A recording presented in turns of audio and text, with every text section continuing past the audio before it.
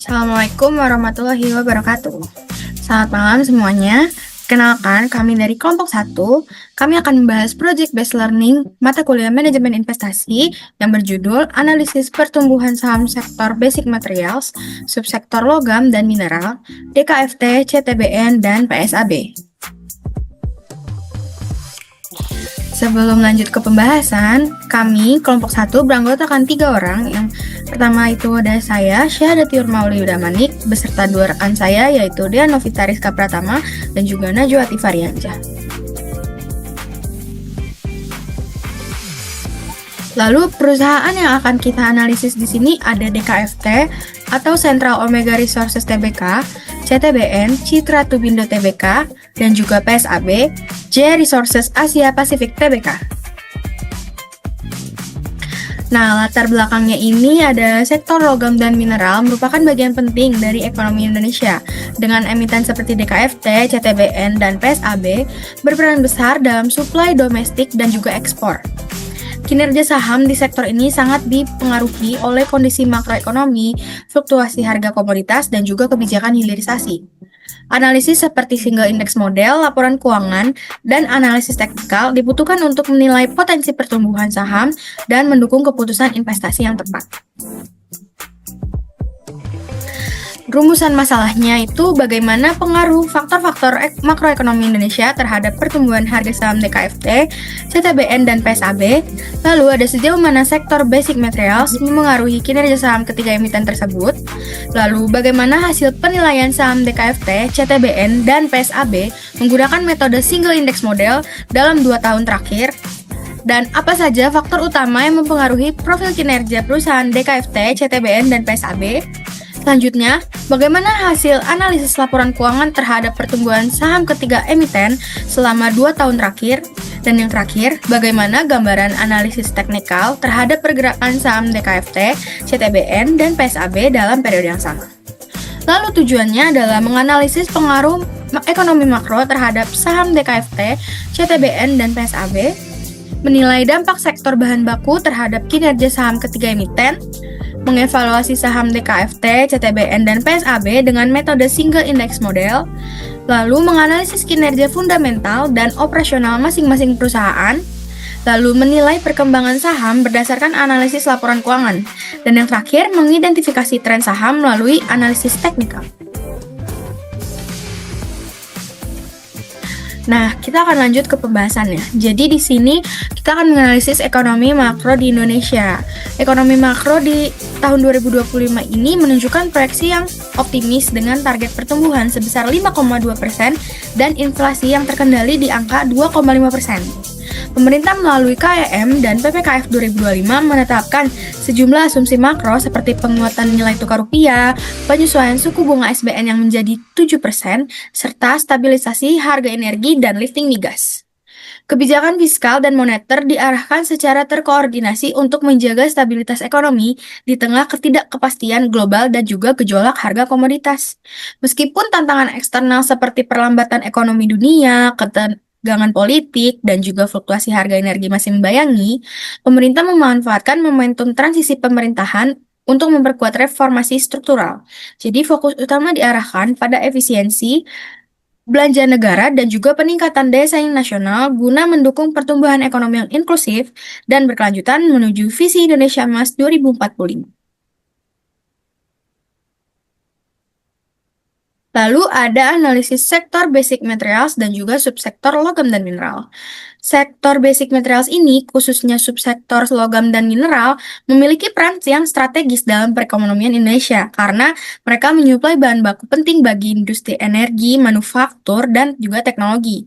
Subsektor ini mencakup eksplorasi hingga perdagangan logam seperti nikel, emas, dan tembaga, dan juga menjadi salah satu kontributor terbesar di PNB.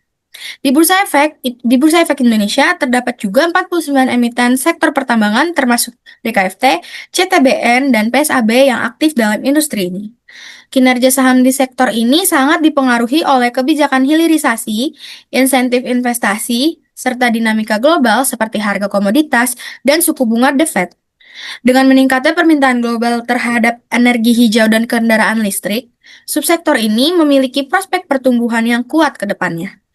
Analisis makroekonomi, tren komoditas, dan juga laporan keuangan menjadi kunci untuk menilai kelayakan investasi di saham-saham strategis seperti DKFT, CTBN, dan juga PSAB. Selanjutnya akan dibahas oleh rekan saya. Baik, selanjutnya adalah pembahasan mengenai penilaian single index method. Nah, dari 20 saham yang kita ambil dari indeks Yahoo Finance menggunakan metode single index model, ditemukan nih bahwa 3 saham memenuhi kriteria untuk dimasukkan ke dalam portofolio investasi. Yang dimana kita melihat nih investasi dilakukan sejak Desember 2024 sampai dengan saham tersebut bulan Maret 2025. Nah, itu ada 3 saham, antara lain DKFT, CTBN, dan juga PSAB. Oleh karena itu, kita memilih 3 saham itu untuk dianalisis baik fundamental dan juga teknikalnya. Kemudian yang pertama itu adalah perusahaan PT Central Omega Resources Tbk atau DKFT. Nah, untuk perusahaan DKFT ini itu didirikan pada tahun 2008 dan untuk bidangnya sendiri di pertambangan biji nikel. Kemudian untuk kapasitas produksinya bisa mencapai 3 juta ton per tahun dan operasi tambang ini berlokasi di Morowali, Sulawesi Tengah dan juga Konawe Utara di Sulawesi Tenggara. Kemudian ada juga bagian dari komitmen hilirisasi sesuai Undang-Undang Minerba Nomor 4 Tahun 2009, di mana perusahaan bekerja sama dengan PT Makrolink Nickel Development untuk mendirikan PT Cor Industri Indonesia untuk membangun smelter ferronikel atau FENI di Morowali Utara. Nah, adapun struktur perusahaannya, di mana ada PT Central Omega Resources Tbk, dia jadi induk usaha. Kemudian di bawahnya ada PT Cor Industri Indonesia, di mana dia menjadi entitas anak untuk pembangunan dan juga operasional smelter. Dan ada juga PT Makrolink Nickel Development, di mana dia menjadi mitra strategis dalam pengembangan hilirisasi dan juga perusahaan berkomitmen untuk menjalankan praktik pertambangan yang berkelanjutan dan tata kelola yang baik guna mendukung pembangunan ekonomi dan sosial nasional. Kemudian yang kedua ada PT Citra Tubindo Tbk. Nah, ini tuh didirikan pada 23 Agustus 1983. Kantor pusatnya itu ada di Batam, Kepulauan Riau. Nah, untuk bidangnya sendiri, dia itu fokus di manufaktur pipa casing, tubing, serta jasa pelengkap seperti penguliran, pelapisan, dan heat treatment. Ada pula inspeksi mutu yang berstandar API dan juga ISO. Nah, untuk lokasi pabrik di Batam, memungkinkan efisiensi distribusi untuk pasar domestik dan juga ekspor ke Asia, Timur Tengah, Eropa, Amerika, dan juga Afrika. Dan untuk struktur perusahaannya, kantor pusatnya itu ada di Batam, Kepulauan Riau. Dan untuk pemegang saham utamanya itu, dia ada Castrol Wave Investment sebesar 48,23%, ada Valorectubes 33,48%, dan juga Nippon Steel sebesar 6,97%. Dan untuk jumlah karyawannya itu ada sekitar 700 orang. Dan untuk kemitraan strategis, dia ada Valorectubes dan Nippon Steel. Kemudian CTBN juga terus berkomitmen untuk inovasi berkelanjutan dan juga pengembangan SDM untuk memperkuat posisinya sebagai mitra andal dalam rantai pasok energi global. Dan yang terakhir ada G Resources Asia Pasifik Tbk atau PSAB. Nah, perusahaan ini itu didirikan pada 1 Mei 2002. Awalnya itu dia tuh fokusnya ke catering, tapi pas 2012 dia itu berpindah menjadi sektor pertambangan emas. Kemudian PSAB ini tercatat di Bursa Efek dan dikenal sebagai produsen emas menengah dengan kapasitas produksi sekitar 200.000 ons per tahun. Nah, untuk kegiatan operasional PSAB itu tersebar di berbagai lokasi strategis, antaranya ada di tambang Bakan dan proyek DUP di Sulawesi Utara, terus tambang Seruyung di Kalimantan Utara, dan juga tambang Pejom di Malaysia. Perusahaan juga memiliki keahlian dalam pengelolaan emas kadar rendah dengan metode heap leach. Nah, untuk PSAB, kantor pusatnya itu ada di Jakarta. Didukung juga dengan anak perusahaan seperti PT J Resources Nusantara dan juga J Resources Goldmine Holdings Ltd, di mana perusahaan itu dipimpin oleh direktur utama Bapak Edi Permadi, dan juga Komisaris Utama Bapak Kunchoro Mangkus Subroto. Baik, selanjutnya adalah analisis laporan keuangan. Yang pertama, rasio valuasi. Analisis valuasi tahun 2023 sampai 2024 terhadap tiga emiten itu menunjukkan gambaran yang bervariasi. Dari CTBN sendiri, itu menonjol dengan profil paling menarik di tahun 2024. Untuk laba per saham atau IPS tertinggi itu Rp532,15. Dan untuk rasio harga terhadap laba atau price per earning ratio itu yang rendah, dia 4,15 kali. Selain itu ada rasio harga terhadap nilai buku atau price per book value ratio, di mana CTBN sebesar 0,84 kali. Itu di bawah 1, dan di mana mengindikasikan bahwa potensi undervaluation dan profitabilitas yang solid. Kemudian ada juga DKFT. Nah, untuk DKFT menunjukkan perbaikan kinerja yang signifikan dengan peningkatan substansial pada IPS, di mana dia sebesar Rp65,39 dan pencapaian price per earning ratio terendah di mana 2,89 kali. Nah, ini juga menjadikan berpotensi atraktif meskipun price per book value rasionya sedikit di atas 1, yaitu 1,26 kali. Kemudian ada juga PSAB yang berhasil mencatatkan pemulihan dari kerugian menjadi laba positif. IPS sebesar 5,78 pada tahun 2024.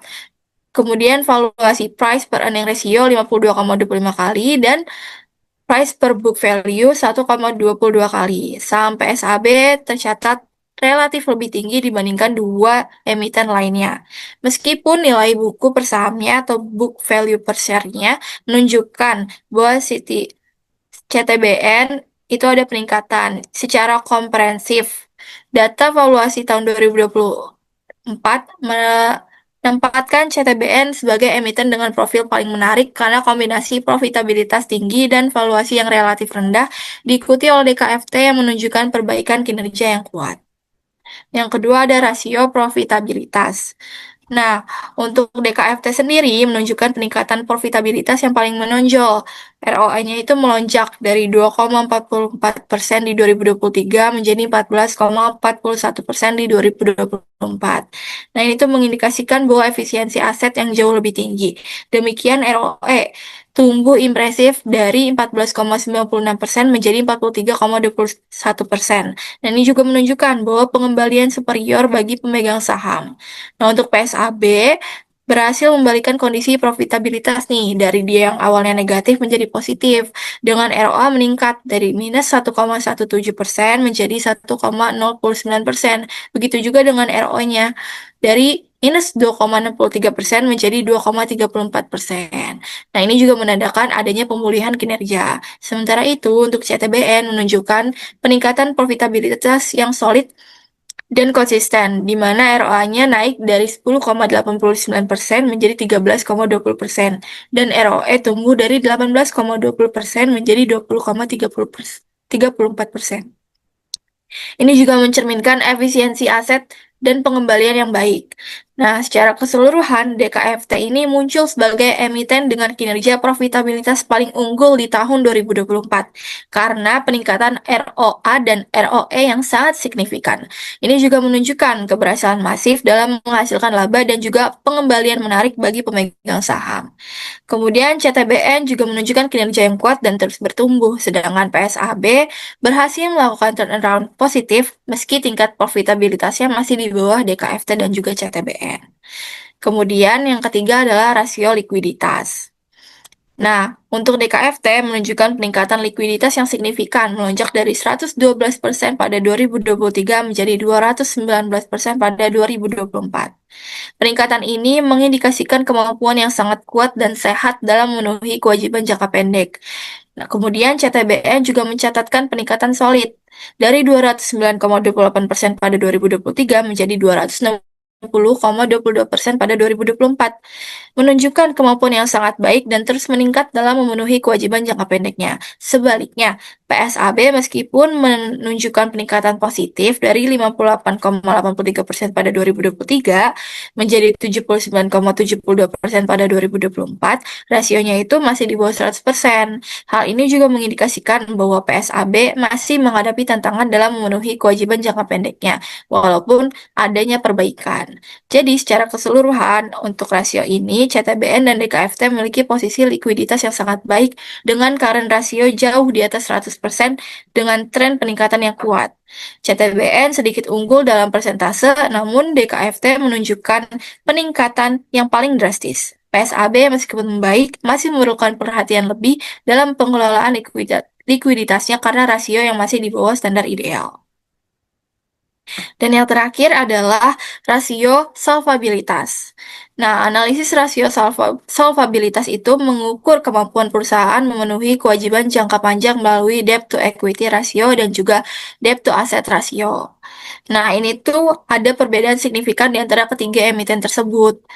CTBN itu menunjukkan kinerja solvabilitas yang sangat baik, di mana DER turun signifikan menjadi 54,11% dan DAR mencapai 35,11% pada tahun 2024. Penurunan rasio-rasio ini mencerminkan komitmen CTBN untuk mengurangi ketergantungan pada utang dan mengendalikan modal sendiri, menandakan posisi keuangan yang sangat kuat dan juga stabil. Kemudian DKFT. Untuk DER-nya itu ada 200% dan DAR-nya itu 67% di 2024. Walaupun DER-nya itu sedikit meningkat, penurunan DAR menunjukkan upaya positif dalam mengurangi proporsi aset yang didanai oleh utang. Nah, di sisi lain juga ada PSAB, di mana dia itu ada di antara keduanya. Untuk DAR-nya itu sebesar 115,34% dan juga DAR 53,56% di tahun 2024. Meskipun ada sedikit penurunan pada kedua rasio, PSAB masih menunjukkan proporsi utang yang lebih tinggi dibandingkan CTBN. Secara komprehensif, CTBN memiliki posisi keuangan yang paling sehat di antara ketiga emiten, ditandai dengan DER dan juga DAR yang rendah dan terus menurun, mengindikasikan manajemen utang yang hati-hati dan ketergantungan minimal pada pembiayaan eksternal. Baik, selanjutnya akan dilanjutkan oleh rekan saya. Oke, selanjutnya yaitu ada analisis penilaian teknikal. Sebelum masuk ke perhitungan dan grafik, kita akan penjelasan dulu nih, apa sih analisis penilaian teknikal? Analisis penilaian teknikal adalah metode analisis pasar keuangan yang fokus pada pola harga dan volume transaksi di masa lalu untuk memprediksi pergerakan harga di masa depan. Metode ini menggunakan grafik dan indikator teknis untuk mengidentifikasi tren dan peluang investasi.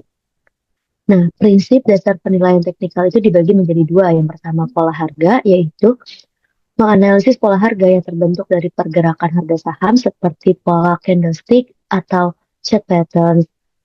Dan yang kedua yaitu ada volume perdagangan. Volume perdagangan menjadi fokus penting karena dapat memberikan indikasi kekuatan atau kelemahan pada siklus tren. Lalu ada tujuan penilaian teknikal. Yang pertama, prediksi pergerakan harga. Yang kedua, identifikasi momentum. Dan yang ketiga, analisis tren. Nah, indikator apa aja sih yang digunakan dalam analisis penilaian teknikal? Yaitu ada seperti moving average, relative strength index atau RSI, dan ada moving average convergence divergence atau MACD, dan yang terakhir ada Fibonacci retracement, digunakan untuk dukungan dan resistensi. Nah, perhitungan yang kita gunakan yaitu menggunakan indikator simple moving average. Nah, menggunakan rumus simple moving average harga penutupan selama periode terakhir. Nah, kita menggunakan dua metode SMA, yaitu metode SMA 3 dan SMA 6. Nah, SMA 3 itu apa sih? SMA 3 adalah rata-rata harga penutupan selama 3 periode terakhir, dan SMA 6 adalah rata-rata harga penutupan selama 6 periode terakhir. Berdasarkan data bulanan dan perbandingan harga dengan SMA 3 dan SMA 6 hingga Desember 2024, dapat disimpulkan tren teknikal ketiga emiten ini yaitu Dengan menggunakan Simple Moving Average hingga Desember 2024, CTBN dan DKFT memiliki sinyal teknikal yang lebih positif, menunjukkan tren bullish yang kuat dan momentum kenaikan harga. Sebaliknya, PSAB menunjukkan sinyal campuran dengan penguatan jangka pendek, namun tren jangka panjang menengah yang masih perlu dikonfirmasi. Oke, boleh next slide. Selanjutnya kita akan bahas grafik pada analisis penilaian saham teknikal saham DKFT.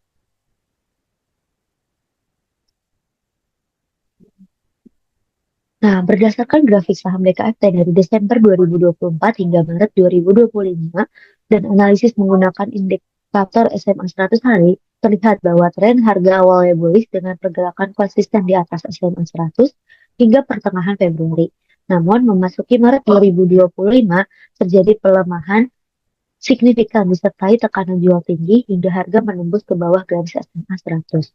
Kondisi ini menandakan perubahan tren menjadi bearish, di mana SMA 100 kini berfungsi sebagai resisten. Oleh karena itu, investor sebaiknya berhati-hati dan menunggu sinyal pembalikan tren sebelum melakukan pembelian kembali. Selanjutnya yaitu ada analisis grafik penilaian teknikal saham CTBN.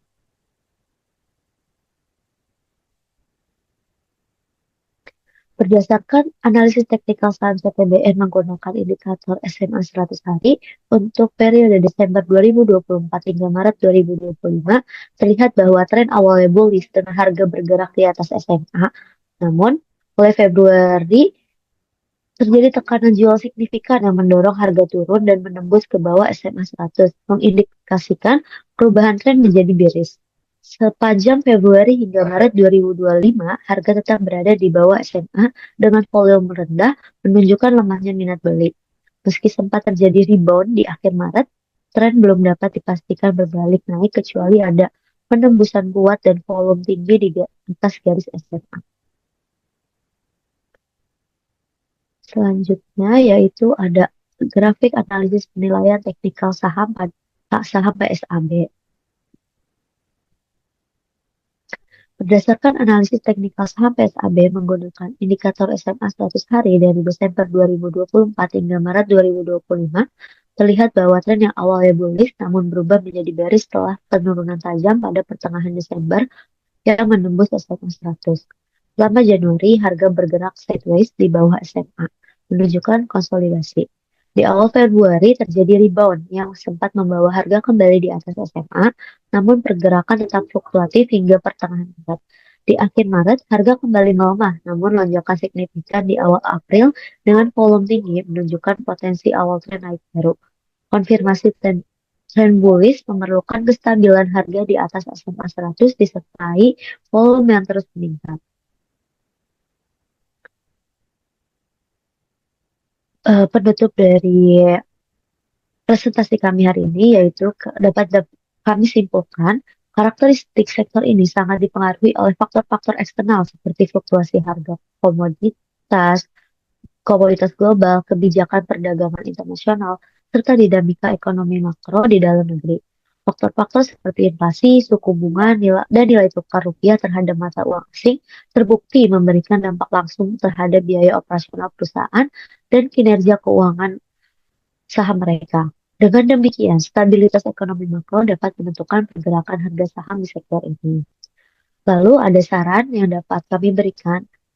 Investor disarankan tidak hanya mengikuti tren pasar, tetapi juga perlu menganalisis faktor ekonomi makro dan kinerja keuangan emiten, mengingat sensitivitas tinggi sektor logam dan mineral terhadap perubahan eksternal.